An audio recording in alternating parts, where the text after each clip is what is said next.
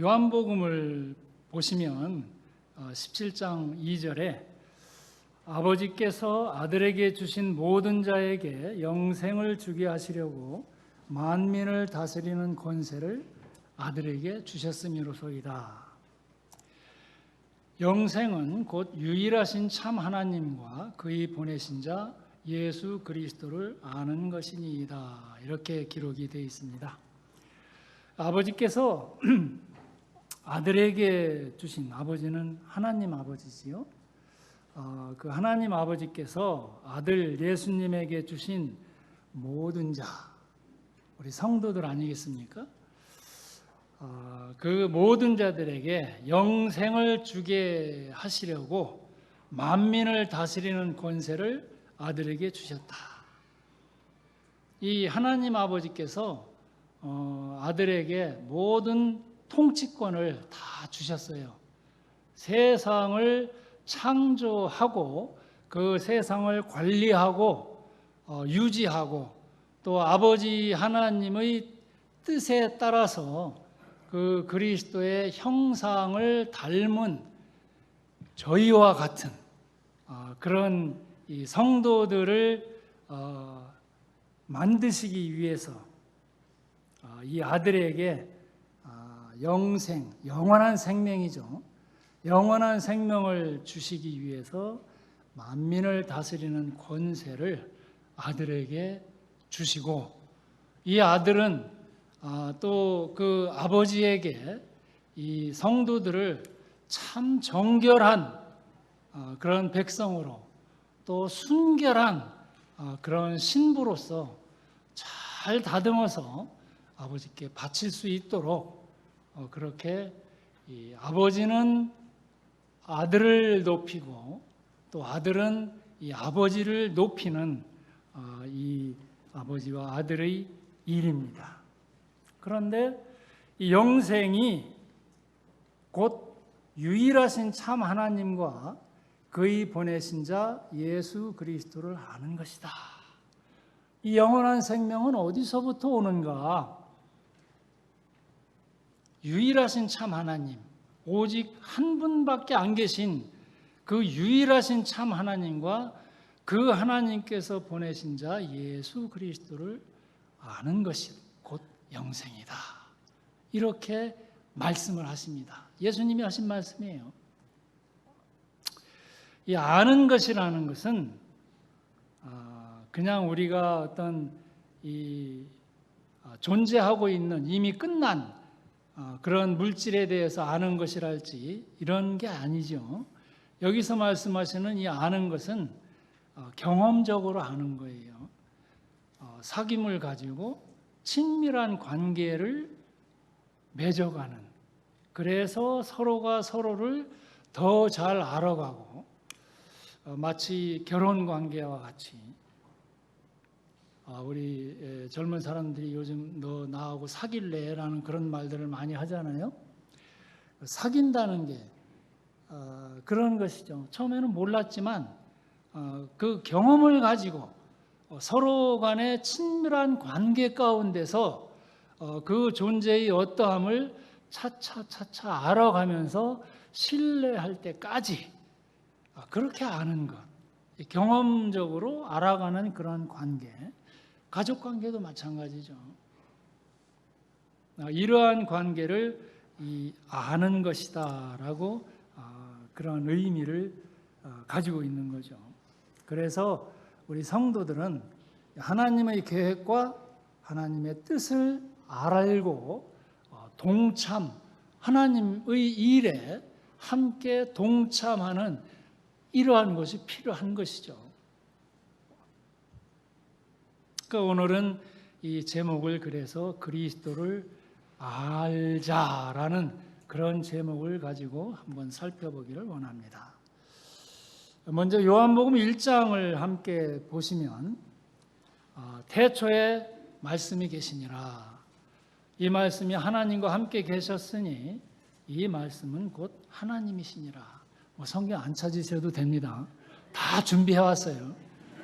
시간 전략을 위해서 그저 여기만 편안하게 보고 계시면, 그리고 받아들이시면 그저 좋은 것 다 받으실 수 있어요. 그가 태초에 하나님과 함께 계셨고, 말씀, 예수님이시죠? 이 말씀. 사람도 자기를 드러내기 위해서 자기의 마음이 어떤가, 내가 어떤 사람이다라는 것을 남에게 알리기 위해서는 이 말을 가지고 얘기를 합니다. 하나님도 이 말씀을 가지고 하나님이 어떠한 분이시다라는 것을 나타내기를 원하셨어요. 왜? 우리 하나님 잘 모르잖아요.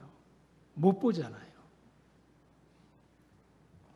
그래서 그가 태초에 하나님과 함께 계셨고 만물이 그로 말미암아 지은 바 되었으니 지은 것이 하나도 그가 없이는 된 것이 없느니라. 창조주죠. 모든 만물을 다 만드신 분이에요. 아버지께서 요구하시는 대로 아버지의 뜻을 다 이루시기 원하시는 그대로 만물을 창조하신 그 예수님이세요. 하나님이시라는 거죠. 그 안에 생명이 있었으니 이 생명은 사람들의 빛이다.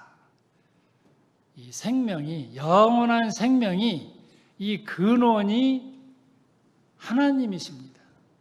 아버지와 아들, 그 안에만 이 생명이 있고 그 아버지와 아들께서 우리에게도 이 생명을 주시기를 원하셔서 창조하신 거예요.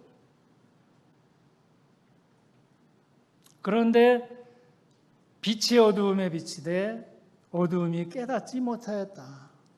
우리가 아버지를 아는 것, 그리스도로 아는 것, 그것이 영원한 생명을 가지는 것인데 왜 우리는 하나님을 알지 못하고 예수님을 알지 못하느냐?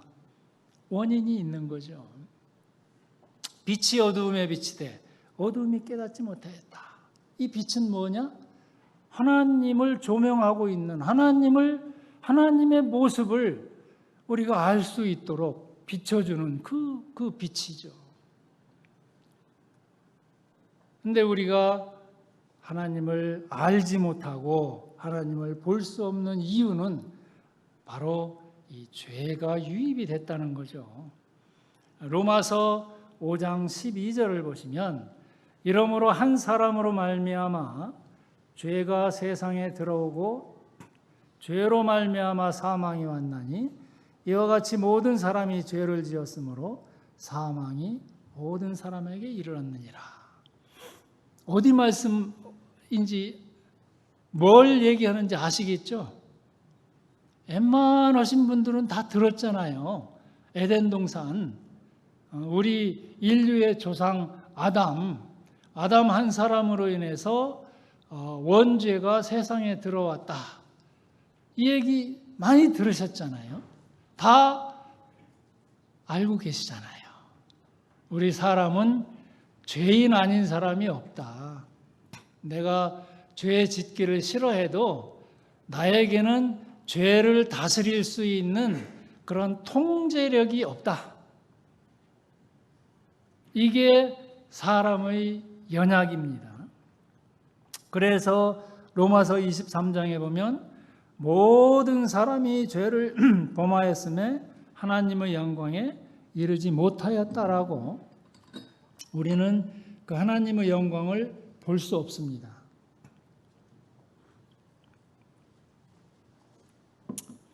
이 하나님의 영광을 볼 수 있는 눈도 없고 들을 수 있는 귀도 막히고 왜? 죄 때문에 영광에 이르지 못하였더라. 우리 조상 아담 한 사람으로 인해서 나는 그 자리에 없었잖아. 나는 나한테 죄를 물을 수 없잖아. 라고 그렇게 얘기하는 사람들이 있잖아요. 나는 그래도 웬만큼 잘 살아왔잖아. 그런 식으로. 요즘 참 이 코로나가 굉장히 만연이 돼가지고 지금까지 이렇게 참 부자연스럽게 우리들이 참 모이기도 힘들고 그런 상황 가운데서 우리 처해져 있습니다. 내가 코로나를 가지고 온 것도 아니고 누군가 한 사람이 그 코로나를 가지고 왔어요. 코로나를. 근데 그 한 사람으로 인해서 퍼져나가잖아요. 이렇게 퍼져나간 것이 이렇게 됐고 또 이렇게 퍼져나간 것이 또 이렇게 되고 점점 더 많은 그런 이 코로나 환자들이 생겨났습니다. 쫙 한번 해봤는데요. 제가 이게 숫자가 많아요. 여기 이 수가요. 보통 수가 아닙니다. 근데 계속해서 이 세대가 지나가면서 점점 이 날이 지나갈수록 코로나는 더 번창하고 이 코로나 때문에 우리의 모든 삶도 변하고 이게 조금 더 지나면은요 아예 요렇게 돼요. 새까맣게 누구나 다 그 코로나의 영향권을 벗어날 수가 없습니다. 이 죄라는 게 그래요. 나는 그 에덴 동산에 없었는데 나 같으면 죄 안 지었을 것 같은데 그렇게 참 깜찍한 생각들을 합니다마는 그렇게 됩니까? 사람은 어떤 여건만 조성이 되면 그냥 똑같아요. 누구나 다 그런 이 속성들을 유전받고 피할 것이 없습니다, 사실은. 우리가 코로나를 어떻게 해볼 수가 없듯이 내가 아무리 차단하고 싶다고 해서 그게 차단이 되나요? 안 되죠. 이 세상은 그렇습니다. 만연되어 있어요. 피한다고 피할 수도 없는 거고 이 사탄으로 인해서 우리의 죄도 그와 유사하게 이렇게 온 세상 가운데 퍼져서 우리는 이 오염된 세상에서 태어나서 이 오염된 세상의 원리와 가치관을 가지고 살다가 이 오염된 세상이 가는 그 지옥에 갈 수밖에 없는 그 굴레를 벗어날 길이 없는 사람들이에요. 그걸 잘 아셔야 되는데요. 사탄의 미혹으로 사람의 섬기는 주인이 하나님이 아니라 사탄으로 바뀌었어요. 예전에 그 에덴 동산에서 하나님께서 참 함께 이 사람들과 더불어서 영원한 이 생명을 가지고 서로 사랑하면서 그렇게 영원히 하나님을 닮은 그런 사람으로 함께 있기를 원하셨죠. 근데 이 사탄이 그것을 싫어해서 유혹을 하고 사람은 그 유혹에 넘어갔습니다. 하나님을 신뢰하기보다는 사탄을 신뢰해서 하나님을 반역하고 사탄에게로 돌아서 버린 거죠. 저게 더 재미있을 것 같아. 저게 훨씬 나를 더 성취감을 가지게 해줄 것 같아. 하나님은 뭔가 내게 안 주시려고 하는 게 있을지도 몰라. 그런 못 믿어하는 하나님을 못 믿은 거예요. 반역해버렸습니다. 그래서 사람은 이 섬기는 그 주인이 하나님이 아니라 사탄으로 바뀌어버렸어요. 그래서 사탄은 세상의 가치, 이 세상을 지배하는 게 사탄이니까 그 세상의 가치를 따라서 우리를 지배하기 시작했습니다. 죄가 우리를 하나님과 분리시켰죠. 코로나 걸리는 사람은요, 다 격리돼요. 아무리 나는 코로나 안 걸렸다고 해본들 조사하면 다 나와요. 검사 하나 딱 하면 다 나와서 그날부로 그냥 격리. 더 이상 온전한 이 삶을 영위할 수 없고 이 생활을 제대로 할 수 없습니다. 격리. 하나님의 영광에 이르지 못하는 그러한 상태로 분리돼 버리고 말았어요. 그 사탄의 꼬임에 넘어가 가지고. 그런데 그 죄의 대가는 사망입니다. 저희가 잘 알듯이 이 사망에는 육적인 죽음과 영적인 죽음이 있는데요. 육적인 죽음은 우리의 몸과 영이 분리되는 건데, 이 영적인 죽음은 하나님과 분리되는 거예요. 지금 우리는요, 이 하나님과 격리되어 있는 상태입니다. 도저히 하나님의 영광에 이를 수 없는, 그래서 우리가 하나님을 알지 못하고 볼 수도 없고, 하나님하고 예전에는 아주 사귐을 가지고 서로 교통하면서 친교한, 친밀한 그런 상태에 있었죠. 그런데 이제 분리됐어요. 생명의 공급선이 그냥 딱 끊어졌습니다. 그냥 그대로 있으면 그 생명의 공급선은 연결이 되어서 다시 회복이 돼야 되는데, 이 생명 공급선이 우리 힘으로 되는 건 아니죠. 하나님과 분리됐습니다. 성경을 보시면 그러한 사람들의 실체, 사람의 무능력, 죄 앞에서 그 죄를 다스릴 수 있는 힘, 그 죄를 통제해서 내가 죄를 그만 짓겠다, 더 이상 죄 짓고 싶지 않아 라고 마음 먹었을 때도 우리는 그 죄를 다스릴 수 있는 그런 힘이 없어요. 무능력한 저희들입니다. 그래서 죽음이 우리를 굴레 씌우는 그런 절망적인 상태에 우리는 빠져 있어요. 성경은 우리의 그러한 무능력함과 절망적인 상태를 알려주는, 또 하나님의 신실하심을 알게 하는 그러한 지침서이죠. 그러한 이 죄인들인데도 불구하고 하나님께서는 얼마나 신실하게 이 죄인들을 다시 회복시키셔서 하나님과 더불어서 함께 살기를 원하시는지 끝까지 추적하시는 그 신실하신 하나님에 대해서 기록하고 있는 것이 이 성경입니다. 요한일서 3장 8절을 보면 죄를 짓는 자는 마귀에게 속하나니 마귀는 처음부터 범죄함이라. 하나님의 아들이 나타나신 것은 마귀의 일을 멸하려 하심이라.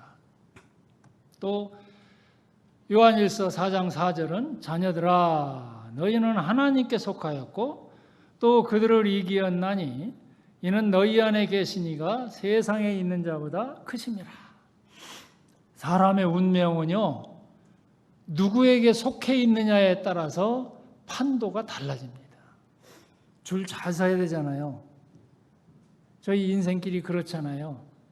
누구에게 속해 있느냐, 마귀에게 속해 있느냐, 하나님께 속해 있느냐에 따라서 마귀 새끼냐, 하나님의 자녀냐, 이것이 결정이 돼요. 그저 하나님께 속할 수 있는 그 모든 기회를 제대로 활용하지 않으시고 그냥 있으면 그냥 마귀 자식입니다. 마귀에게 속해서. 그래서 그 마귀가 가는 곳으로 그냥 따라가요. 그대로 굳어집니다. 다행히 하나님은 그런 이 사람들을 불쌍히 보신 것이죠. 그들은 세상에 속한 고로 세상에 속한 말을 하며 세상이 그들의 말을 듣느니라. 왜? 잘 알잖아요. 마귀하고 친하잖아요. 그래서 마귀와 속살거리고 속에서 괜찮아. 그거 한 번쯤 저질러도 괜찮아. 하나님 모르실 수도 있어. 사람한테 안 들킬 수도 있어. 그냥 지나갈 수도 있어. 괜찮아. 속삭이는 그 말 잘 듣습니다. 친하니까.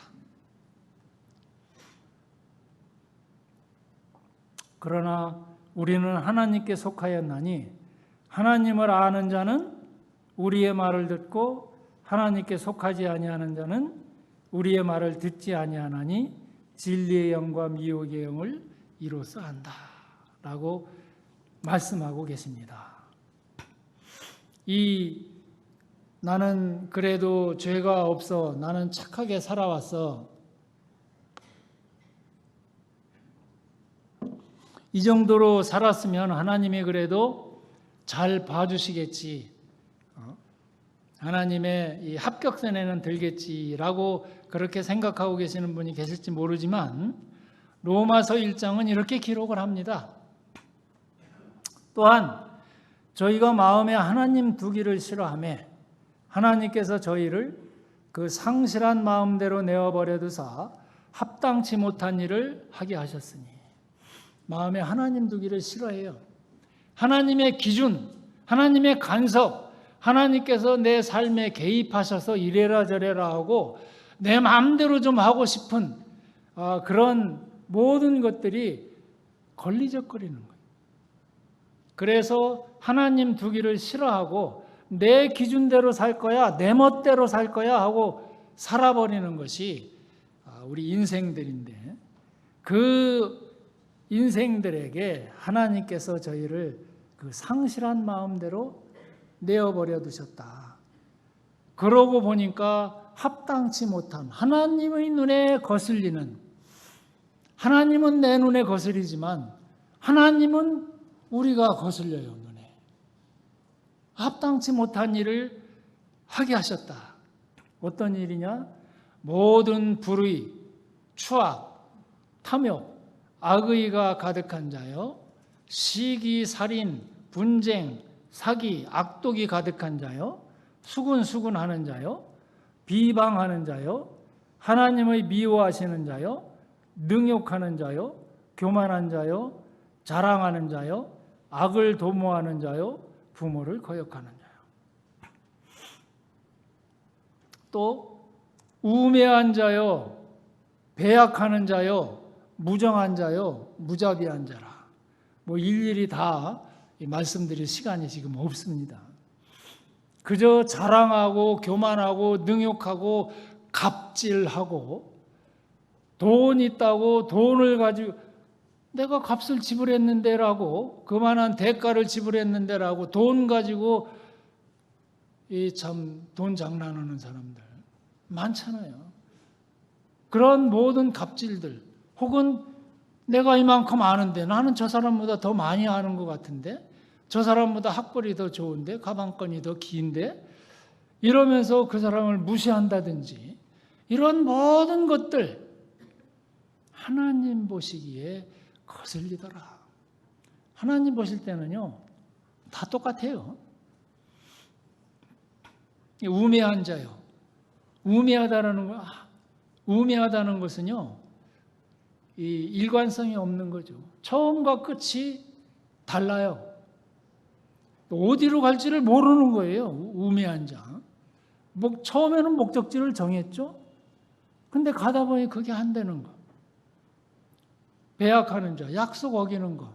약속하면 안 어겨본 사람이 있습니까? 다 어겨요. 아무리 작은 약속이라도. 무정한 자예요. 무자비한 자라. 자기 식구들에 대해서, 또 이웃에 대해서 무자비하게 잔혹스럽게 행하는 그런 사람들. 저희가 이 같은 일을 행하는 자는 사형에 해당하다고 하나님의 정하심을 알고도 자기들만 행할 뿐 아니라 또한 이 일을 행하는 자를 옳다 하느니라.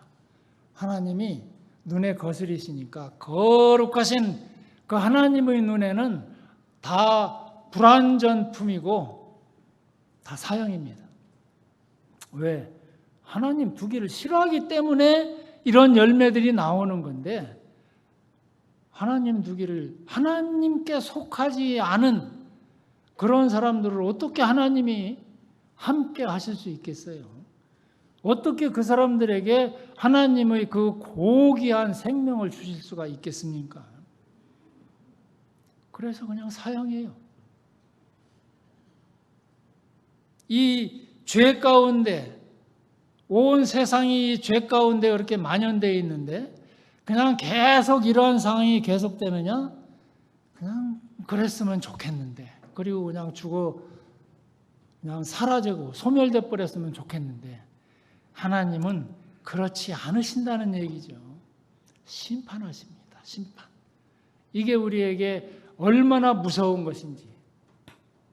결산이라는 게 있잖아요. 이 결산할 때 여기서 벗어날 자는 없습니다. 심판자 나오십니다. 심판자.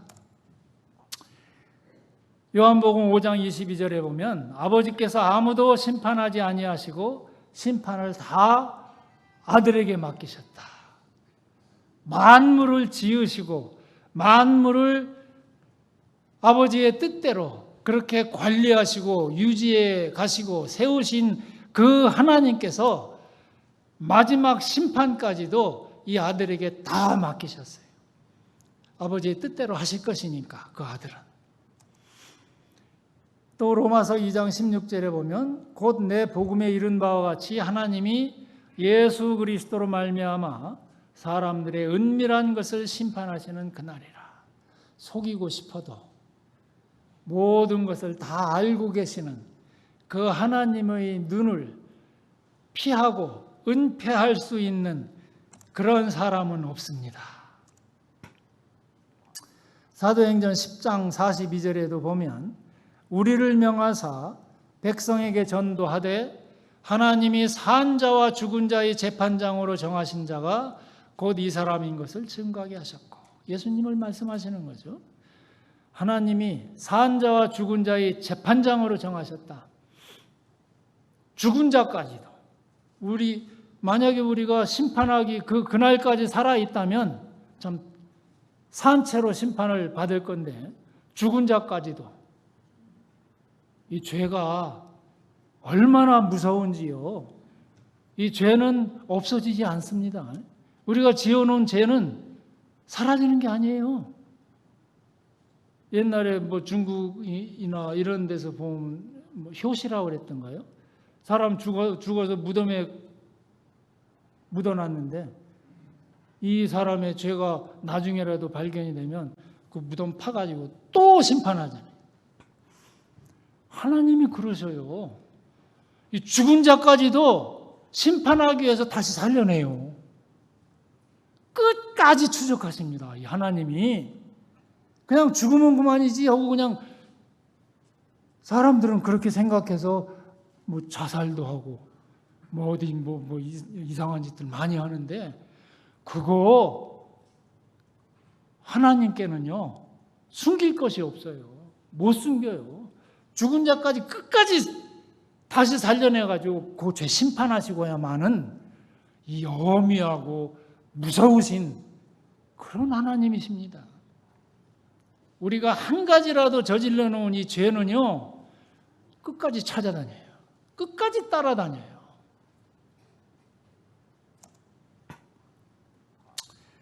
사도행전 17장 31절은 이는 정하신 사람으로 하여금 천하를 공의로 심판하는 날을 작정하시고 이에 저를 죽은 자 가운데서 다시 살리신 것으로 모든 사람에게 믿을 만한 증거를 주셨다. 이 부활을 말씀하시는데, 이 죄가 없는 사람은 그냥 죽어 있는 상태에서 그냥 머무르지 않습니다. 하나님은 살려내셔서 어쨌든 죽은 자까지도 다 살려내셔가지고 하나님께 속한 자는 하나님과 함께 살고 마귀에게 속한 자는 마귀와 함께 있도록 그렇게 구분하십니다. 격리하셔요. 근데 이 심판자의 자격을 잠깐 살펴보고 가시면 심판자의 자격, 법을 제정한 자, 이 법에 대해서 이 법의 원리, 법을 만든 그 취지 잘 아시는 분이어야만 제대로 된 그런 심판을 행하실 수 있어요. 그래서 이 모든 하나님이 제정하신 그 심판의 그 취지와 원리를 다 아시는 분, 그 아들만이 그 하나님의 뜻을 다 알고 계시기 때문에 심판하실 자격이 있는 거죠.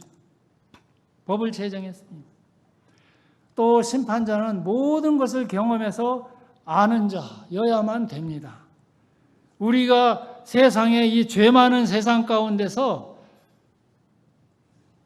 참 죄에 찌들어서 그렇게 살면서도 이 죄를 다 왜 죄를 짓는지, 이 상황에서 벗어날 길은 없는지, 이 모든 이 상황들을 다 경험해 보신 그런 분여야 되잖아요. 안 그러면은 나중에 심판할 때 예수님은 잘 모르셔서 그래요. 나 같은 그런 힘든 상황, 그 상황에서 어쩔 수 없이 죄를 지을 수밖에 없잖아요. 라고 반박하지 못하도록. 그날에 이기기 위해서 예수님은 이 땅에 이 죄 많은 세상에 오셔가지고 모든 것을 다 겪으셨습니다. 사람이 겪을 수 있는 가장 낮은 그런 부분까지, 가장 힘든 그 고통까지도 모든 것을 다 경험해 보셨죠. 그러나 죄는 없으셔야죠. 만약 예수님께서 죄가 조금이라도 있으셨다면 예수님도 심판 받으셔야죠. 어떻게 그 죄가 조금이라도 있는 분이 남을 심판하시겠습니까? 완전하셔야 돼요. 또 영원히 계신 자여야만 됩니다. 뭐 1000년 전에 누군가 책을 썼다든지 어떤 먼 기록을 남겨가지고 그것을 보고 지금 사는 우리가 어떤 사람이 그 책을 보고서 그 책 때문에 잘못을 저질렀다? 그러면 그 책 쓴 사람 그거 찾아내세요, 하나님이. 그래서 영원히 계셔야 됩니다. 처음부터 끝까지 모든 것을 다 아시고 모든 그 시간 가운데 다 살아 계셔야지만 심판하실 수 있는 자격이 있으신 분이잖아요. 또 무소부재하셔야 돼요. 어떤 사람에게든지 그 상황 가운데서 죄를 저지를 수밖에 없다라는 이런 말을 정말 그런가라고 알으셔야지 되잖아요. 무소부재하셔야지 되고 전지전능하셔야만 이 심판하실 자격이 있으십니다. 또 생명과 죽음을 주관하실 수 있어야죠. 죽음까지도 주관하실 수 있으신 분만이 이 심판하실 수 있는 자격이 있으십니다. 모든 이 심판받는 자, 피심판자의 처지를 경험하신 자만이 심판자의 자격이 가능합니다. 그분은 오직 한 분, 그리스도 예수이십니다. 이 심판의 결과가 어떠냐? 마가복음에 이렇게 기록합니다. 만일 내 손이 너로 범죄케 하거든 찍어버려라. 불구자로 영생에 들어가는 것이 두 손을 가지고 지옥 꺼지지 않는 불에 들어가는 것보다 나으니라. 만일 내 발이 너를 범죄케 하거든 찍어버려라. 쩔뚝발이로 영생에 들어가는 것이 두 발을 가지고 지옥에 던지우지 않는 것보다 나으니라. 만일 내 눈이 너를 범죄케 하거든 빼버려라. 한 눈으로 하나님의 나라에 들어가는 것이 두 눈을 가지고 지옥에 던지는 것보다 낫다. 무슨 대가를 지불하더라도 이 지옥만은 가지 마라. 이 지옥은 큰 일 나는 곳이다. 여기는 영원한 절망입니다. 한번 들어가면 거기 못 나오는 것입니다. 이 소망이라는 것은요, 오늘보다 더 나은 내일이 있다는 이런 희망이 있을 때 소망을 얘기를 합니다. 그런데 지옥은요, 그런 게 없어요. 오늘의 이 고통보다 내일은 그래도 조금 더 낫겠지? 그런 게 없다는 거예요. 영원히 그런 고통밖에는, 영원히 그러한 고통 속에서 살아야 되고, 소망이 조금이라도 더 나아질 거라는 그런 소망이 없는 곳, 영원한 절망입니다. 그게 지옥입니다. 그래서 거기는 가지 마라. 그래서 내가 내려왔잖아. 라고 그 예수님께서 참 애통하는 그런 마음으로 말씀하고 계시는 겁니다. 거기는 구더기도 죽지 않고 불도 꺼지지 아니하느니라. 사람마다 불로서 소금치듯함을 받을 것이다. 또 요한계시록은 이렇게 기록합니다. 또 내가 보니 죽은 자들이 물온 대소하고 그 보좌 앞에 섰는데 책들이 펴 있고 또 다른 책이 펴졌으니 곧 생명책이라. 죽은 자들이 자기 행위를 따라 책들에 기록된 대로 심판을 받으니, 이 책은 심판책입니다. 두 책이 있잖아요. 생명책이 있고 심판책이 있습니다. 이 심판책에 자기 행한 대로 죽은 자들이 죽어버렸으니까 그만이다. 이거 안 되잖아요. 그 심판책에 아주 컴퓨터에, 하나님의 컴퓨터는요, 없어지지도 않아요. 이 오류도 없어요. 그 하나님의 이 심판책에 기록된 그대로 심판을 받으니, 바다가 그 가운데서 죽은 자들을 내어주고 또 사망과 음부도 그 가운데서 죽은 자들을 내어주매 각 사람이 자기의 행위대로 심판을 받고 사망과 음부도 불못에 던지우니 이것은 둘째 사망 곧 불못이라. 둘째 사망, 영적 죽음이죠. 하나님과 영원히 격리돼 버리는, 그래서 못 나오는, 누구든지 생명책에 기록되지 못한 자는 불못에 던지우더라. 여러분들의 이름이 생명책에 기록되어 있나요? 그래서 우리에게는 그리스도가 필요합니다. 그리스도께서는요, 이 마귀를 정복하시는 그런 분이시죠. 에덴에서 사람을 미혹하여 하나님과 격리하게 만들었던 마귀를 징벌하시기 위해서 이 그리스도가 필요합니다. 사람으로서는 할 수 없어요. 오직 하나님께서만 이분을 그리스도로 기름 부어서 마귀와 싸울 수 있도록, 그래서 승리할 수 있도록 지정해 놓으신 이분이 그리스도이십니다. 아무도, 어떤 존재도 이 일을 감당할 수가 없습니다. 사람을 사탄의 노예에서 해방하여 하나님의 자녀가 되게 하기 위해서 그리스도가 필요합니다. 사탄의 무기는요, 죄와 사망의 권세입니다. 죄를 짓게 해요. 아까 살펴봤듯이 사망이 온 세상에 들어오도록, 이 죄인은 이 사망을 피할 수가 없습니다.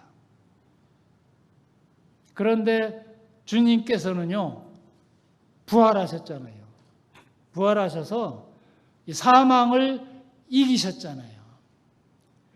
이 사탄이 사용하는 이 무기가 사망인데 이 사망을 이기셨다. 그러면 사탄이 사용할 수 있는 무기는 없는 거죠. 무효해요. 효력이 없는 겁니다. 다시 부활해서 다시 살아나셨다면 더 이상 그 무기는 써먹을 필요도 없고 써먹을 수도 없고 아무도 무서워하지 않아요. 그것이 부활의 능력입니다. 그 부활에 참여하지 못하면 우리는 그냥 이 사망 가운데서 그냥 고통받고 마는 거죠. 사람이 하나님을 섬기도록 이 사망을 이기는 생명을 부여해 주시는 것, 그것이 구원이에요. 끊겼던 그 생명의 공급선을 다시 이어주시는 그분,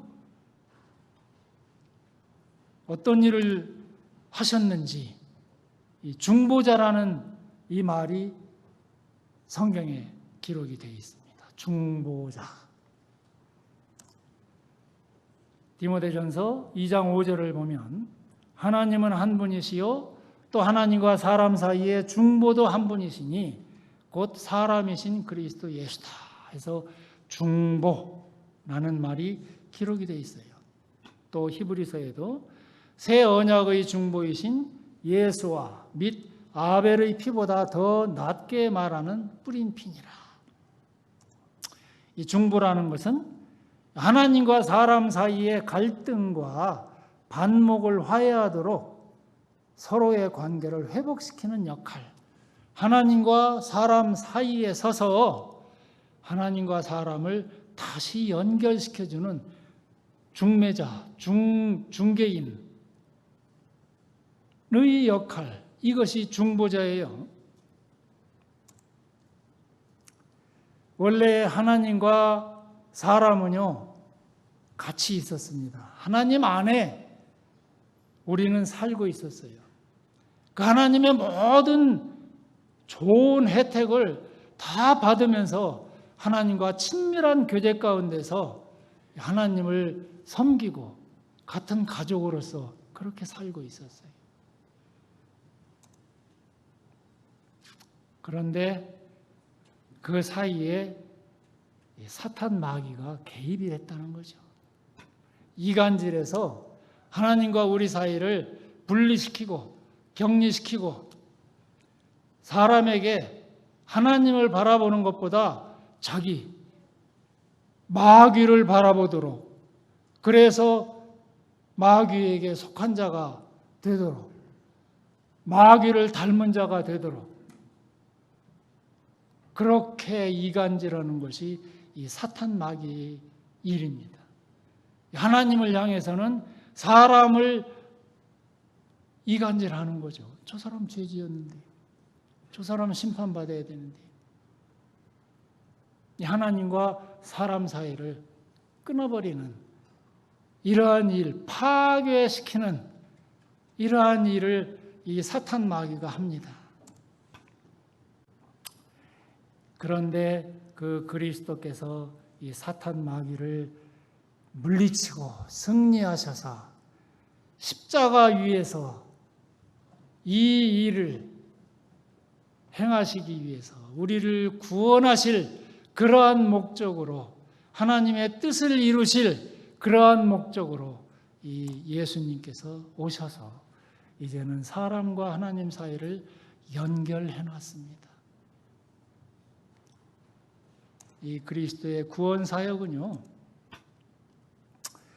히브리서 9장 27절 잘 아시는 말씀이겠습니다마는 한 번 죽는 것은 사람에게 정하신 것이요 그 후에는 심판이 있다. 누구나 사람은 다 죽습니다. 그런데 죽은 후에는 심판이 있습니다. 28절은 이렇게 기록합니다. 이와 같이 한 번 죽는 것은 사람에게 정하셨어요.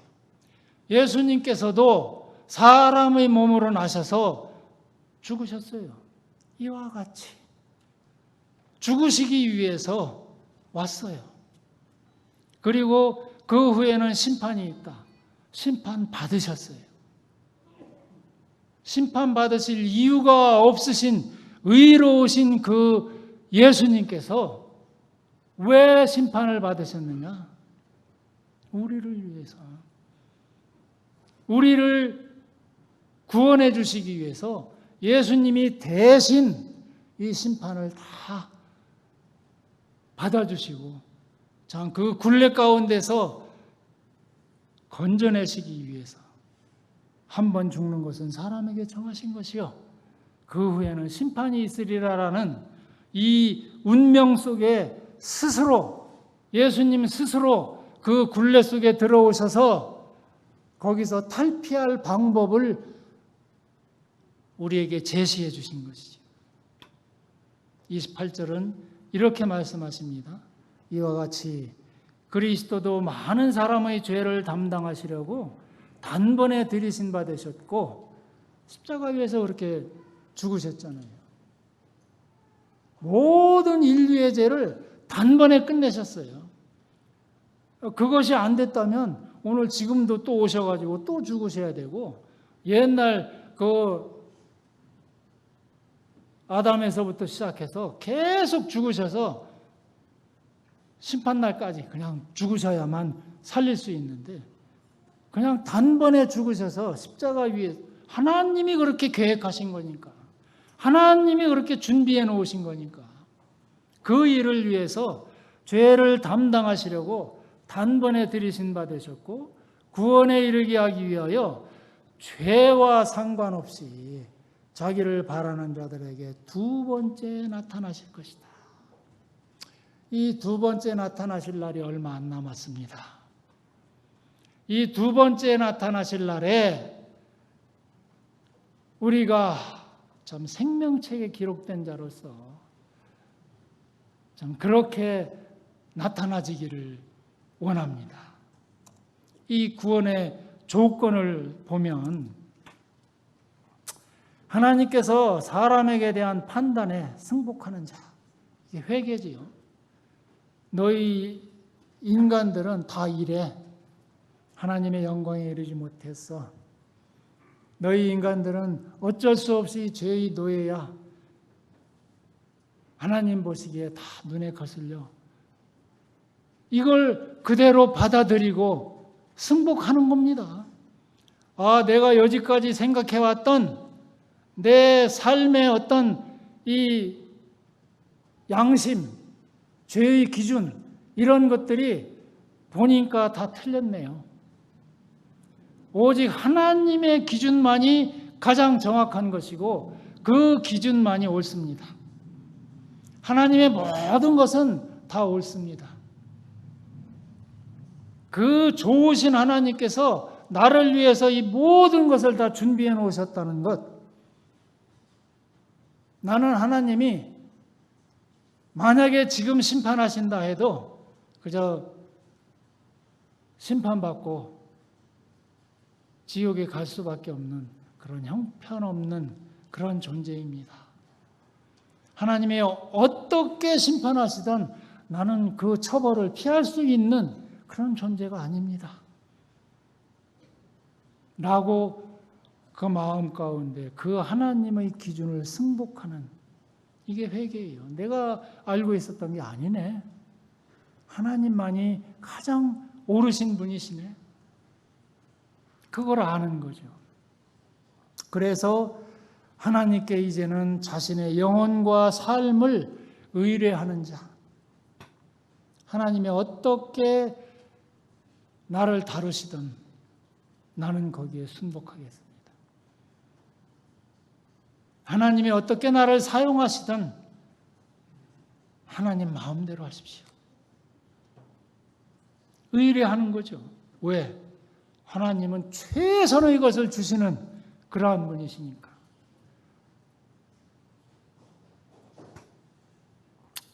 마귀는 나를 파괴하기 위해서 있는 그런 존재예요.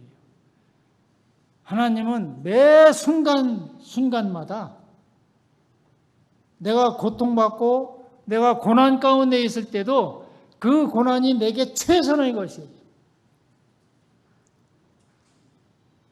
그래서 그 하나님을 의뢰할 수 있는 것이고 그 하나님 앞에 내 삶을 의뢰하는 자 그리고 하나님께 속하기로 결단하는 자. 지금 결단하지 않으시겠습니까? 이 좋으신 하나님 앞에 나도 살고 싶습니다. 나도 하나님의 가족이 되고 싶습니다. 나도 하나님의 자녀가 되어서 이제는 하나님과 영원한 생명을 누리면서 함께 살고 싶습니다. 어떤 대가를 지불해도 정말 지옥에 가지 않을 수만 있다면, 정말 내가 하나님이 주시는 그 생명만 받을 수 있다면 내가 하나님께 속하기로 내가 결단합니다. 이런 결단하는 마음, 이게 있어야 됩니다. 그리고 하나님께서 준비해 놓으신 그리스도 예수께서 십자가 위에서 모든 것들을, 모든 죄되고 거슬리는 이런 것들을 다 해결하셨다는 이 하나님의 이 구원 방법에 그냥 순복하는, 이것이 없으면 구원이 없습니다. 그래서 요한복음 3장 16절부터 살펴보시면 하나님이 세상을 이처럼 사랑하사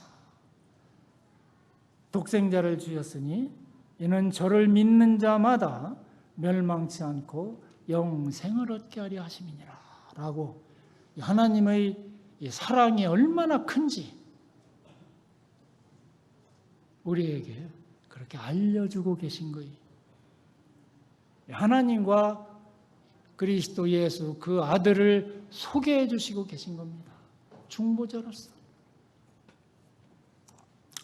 하나님이 그 아들을 세상에 보내신 것은 세상을 심판하려 하심이 아니요 저로 말미암아 세상이 구원을 받게 하려 하심이라. 심판하러 오신 게 아니에요. 예수님께서 오신 것은 두 번째 오실 때는 심판하러 오십니다. 그런데 지금으로부터 2022년 전에 예수님께서 오실 때는 심판하러 오신 게 아니에요. 구원하러 오신 것이죠. 저를 믿는 자는 심판을 받지 아니하는 것이요 믿지 아니하는 자는 하나님의 독생자의 이름을 믿지 아니하므로 벌써 심판을 받은 것이다. 이미 심판은 끝났어요. 심판 판결문은 정해져 있습니다. 그냥 유보되어 있을 뿐이지.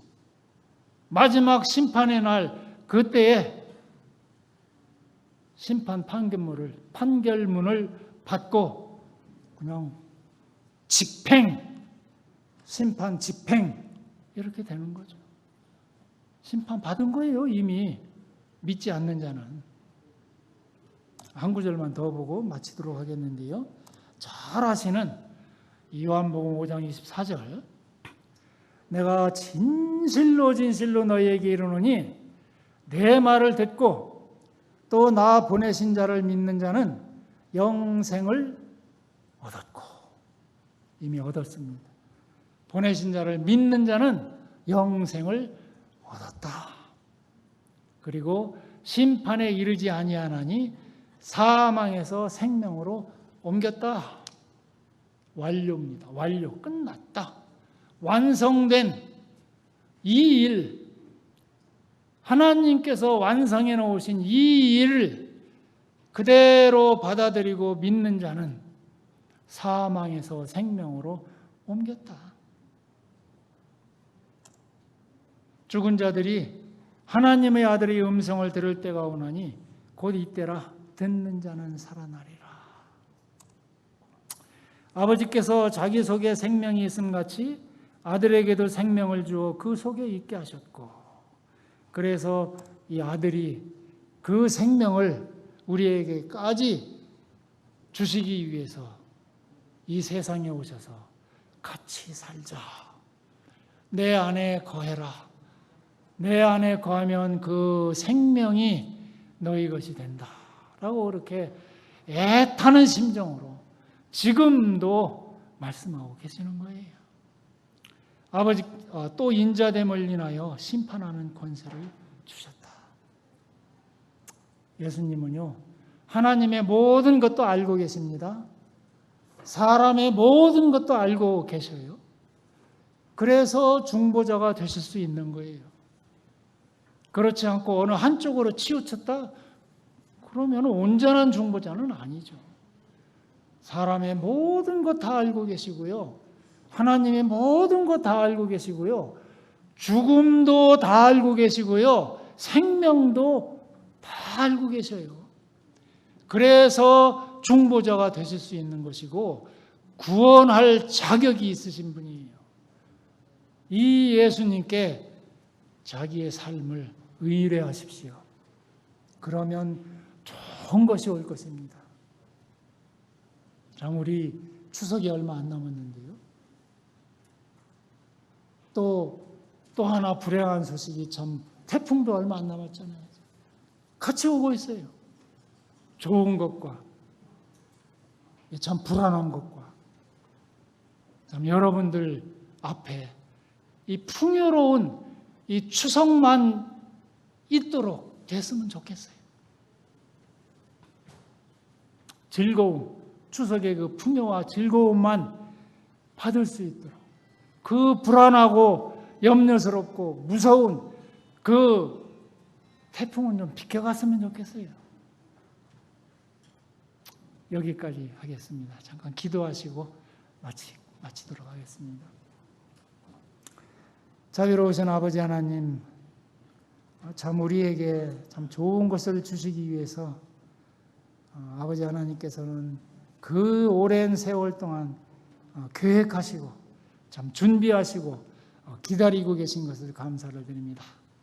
오늘 이 자리에 이 말씀을 들은 10년 가운데 아버지 하나님께서 만나 주시옵기를 원합니다. 예수님 이름으로 기도를 드립니다. 아멘. 네, 감사합니다.